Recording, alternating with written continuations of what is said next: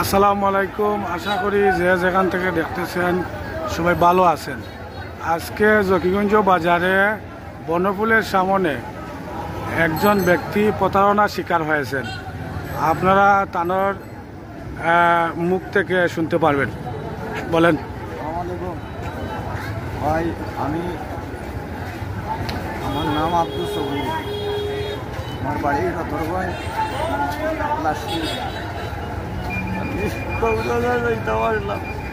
আমার শার্টটা মানছে আমার ওই যে পেস্তানি ওই যে বেচতাম আমার সাতটা আর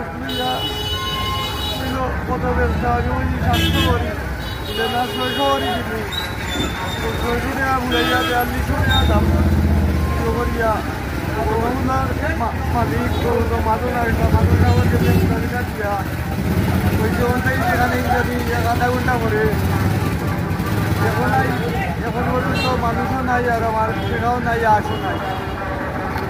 দর্শক, এই ব্যক্তি রতরগঞ্জ থেকে 60টি হাঁস নিয়ে জকিগঞ্জ বাজারে বিক্রি করতে আসছিলেন। এই বনফুলের সামনেই একজন মানুষ ওনার কাছ থেকে 60টি হাঁস 700 টাকা করে ক্রয় করে ওনাকে একটু পরে টাকা দিবে বনফুলে এসে বলে চলে যায়। এখনো পর্যন্ত আসে নাই। ঘটনাটি ঘটে জোহরের নামাজের সময় আজকে, কিন্তু এখন রাতকে এশার নামাজের সময় হয়ে গেছে। এখনো পর্যন্ত এই প্রতারক যিনি হাঁস নিয়ে পালিয়ে গেছে, টাকা দেয় নাই এই ভদ্রলোকের, উনি এখনো আসে নাই। উনি বাজারে অনেক খোঁজাখুঁজি করেছেন। বাজারের একজন পরিচিত মুখ ডালিম, ওনাকে নিয়ে হাঁস এবং মুরুগ হাঁটিতে গিয়েও এই প্রতারককে খোঁজাখুঁজি করে এখনো পাওয়া যায় নাই। এই ভদ্রলোক ওনার বাড়িতে লালন পালন করে এই হাঁস পালন করে বাজারে বিক্রি করতে নিয়ে আসছিলেন। আপনি বনফুলের এর কাছ থেকে একটু আমরা শুনি। ওনার হাঁসের বিক্রি করছিলেন যে নিয়ে গেছে, একটু পরে টাকা দিবে বলে উনি এখনো আসে নাই। এই ব্যাপারে একটু বলো।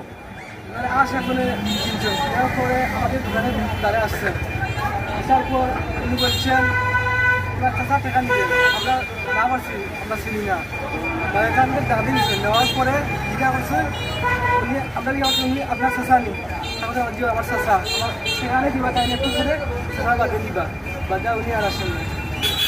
ধন্যবাদ।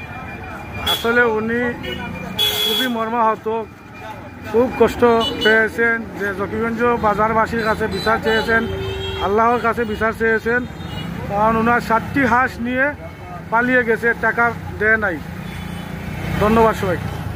যে বনফুলের সামনে যে প্রতারক হাঁসগুলি নিতেছে বস্তায়, ব্যাগের ভিতরে 60টি হাঁস ঢুকাচ্ছে।